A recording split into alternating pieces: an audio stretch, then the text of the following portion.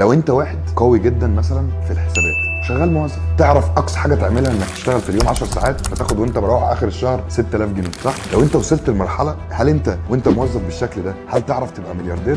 لا، يا دوبك هتعيش. طيب لو افترضت ان انت بقيت قوي جدا لدرجه انك بتدير المحاسبين بطريقه قويه وبقيت ليهم مثل اعلى في اجمد محاسب، ايه البيزنس اللي انت تعمله؟ مكتب محاسبه، كل واحد انا مشغله تحتي بقى بياخد 6000 جنيه بروفيت يجيبهم لي، فبقيت انا بجيب 6 واللي تحتي يجيب 6 و10 بيجيبوا 6 وتحتهم كل واحد تحته 10 تانيين، فبقيت الستة دي اتحولت ل 100 6 دوبليكيشن بقى وكرر. عشان كده نفس القصه دي طبقها، انسى بقى الحسابات، حطها على فرع ماكدونالدز، فرع نجح صاحب ماكدونالدز راح عامل 10 ال10 فكرتهم نجحت وفروعهم نجحت، راحوا سوقوا ل 100 وال100 سوقوا ل1000 وبقى ماكدونالدز اكبر تشين في العالم نتيجه نجاح التجربه الاولانيه اللي اتبنت تحتها شجره. هي الشجره دي بقى طبقها في كل حاجه، اعمل من نفسك كتير لو انت راجع في امر، ده سر كبير جدا.